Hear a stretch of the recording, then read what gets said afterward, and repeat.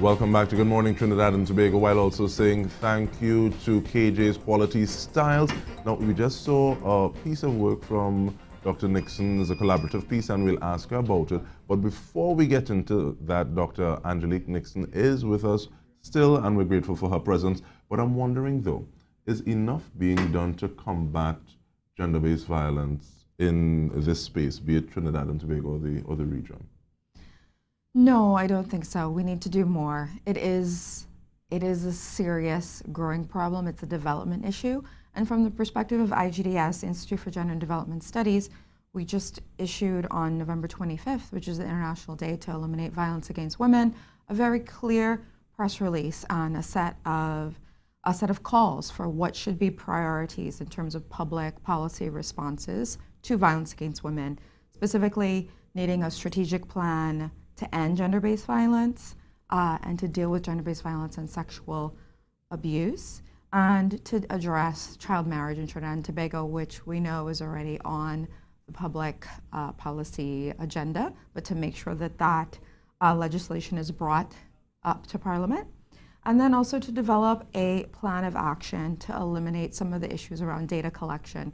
We don't have in Trinidad and Tobago clear data.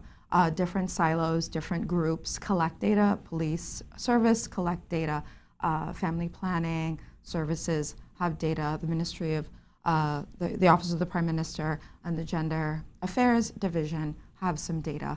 But right, we need the data collection to be clear. There needs to be an action plan around how we use the data. And then also from the perspective of IGDS, we have to think about this as a priority. It's a development issue.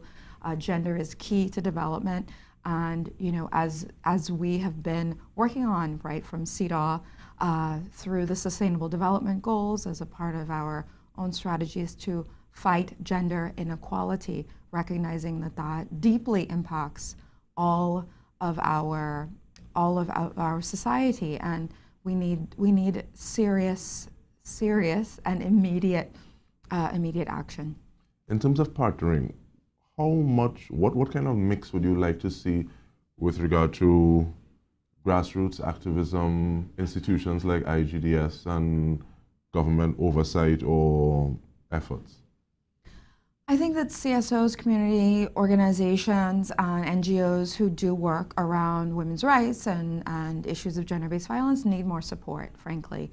Need more support, and there needs to be really not just support in terms of, oh, let's give funds support, great, but that there needs to be serious efforts to have a holistic and multifaceted approach to how we combat gender-based violence. It has to be from education to health services to resources that are available for people who need support. And the entire, many organizations have said this publicly many times, that the whole process of protection orders on the court system really is a disadvantage for women and anyone who's a victim of violence, because one, they have to, in many ways, confront and to share testimony in front of the person they are accusing, and that creates a terrible situation for someone who is dealing with all of the abuse or whatever they've gone through to then have to confront the person. And we know that in Trinidad and Tobago, as many other places, but protection orders don't feel like protection. Women are often, in particular women, are killed during that process. Intimate partner violence is the numbers are incredibly high. And I know people will say, oh, men also get killed too. It's not just women. That's true, but women experience the brunt of gender-based violence and intimate partner violence, and the rates of domestic violence in particular are incredibly high in Trinidad and Tobago and across the region. That brings me back to dealing and healing. Yes. And the workshop on Friday. What are some of the ways that you're using to facilitate? Well, one of my strategies, I use this idea and concept from Audre Lorde, who's a very famous Black feminist poet and a theorist who wrote and talked a lot about women's experiences. And she has this idea that we need to transform silence into language and action. And so that's a kind of core principle of mine, to think about how we can use our voice. And for me, I offer different kinds of tools with art creation, poetry, and just sharing to get at some of the roots of whatever we're experiencing, what may be bothering us, and to talk through that. One will be doing some writing together, creating some art together, and I have a series of questions that lead the workshop.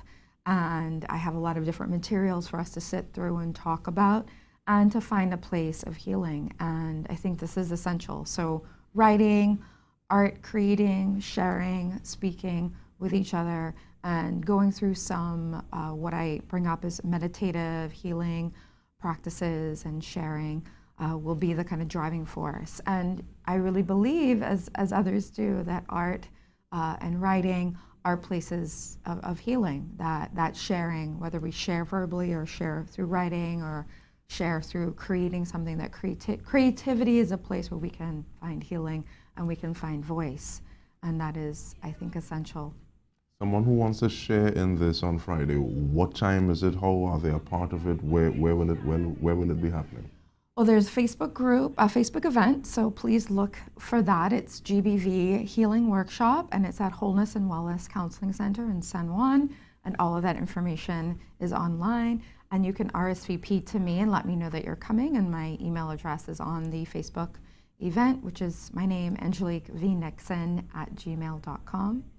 And it's a small workshop, and perhaps talking about it this morning we'll get a lot of response. But so far I've gotten a lot of responses and people who are interested, and this is something that I hope will just be a part of what we can see Life in Leggings, #Life in Leggings, as a movement growing to offer space for people to share, and for women in particular and survivors of gender-based violence to share and find support and solidarity and create awareness. We need to have that sharing, and the momentum I think that's building is only going to do more. So beyond 16 days of activism, what are we going to do?